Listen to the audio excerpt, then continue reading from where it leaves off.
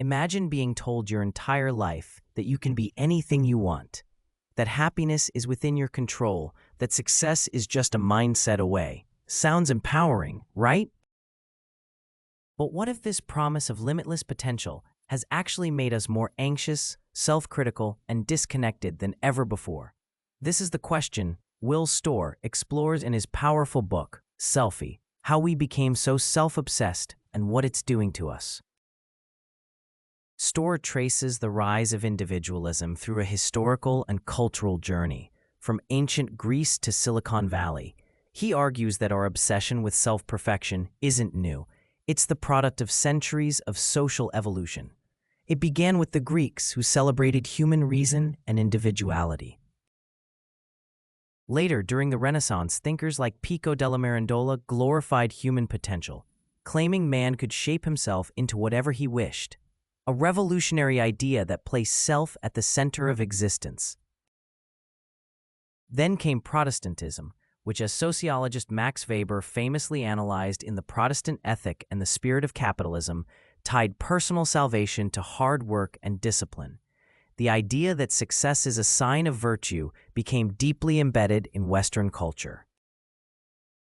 When industrialization and capitalism took over, this mindset evolved. Productivity, competition, and self-improvement became moral duties. By the 20th century, psychology entered the scene. The self-esteem movement of the 1980s, as Storr explains, taught children that they were special, that confidence, not character, would guarantee happiness. But when everyone is told they're exceptional, disappointment becomes inevitable.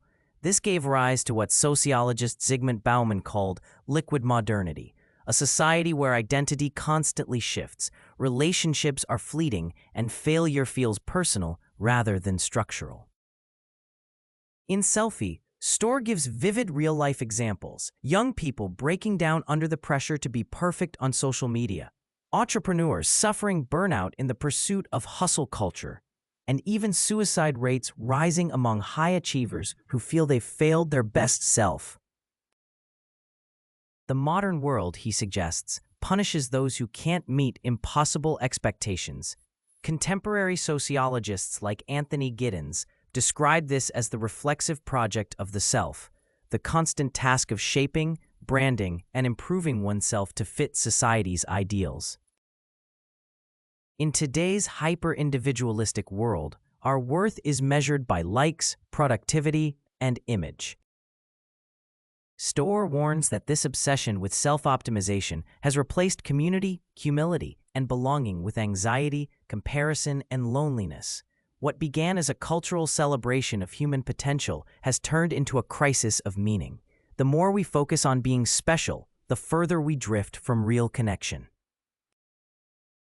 So next time you scroll through perfect lives online or feel the pressure to be your best self, remember, the goal isn't to be perfect, it's to be human.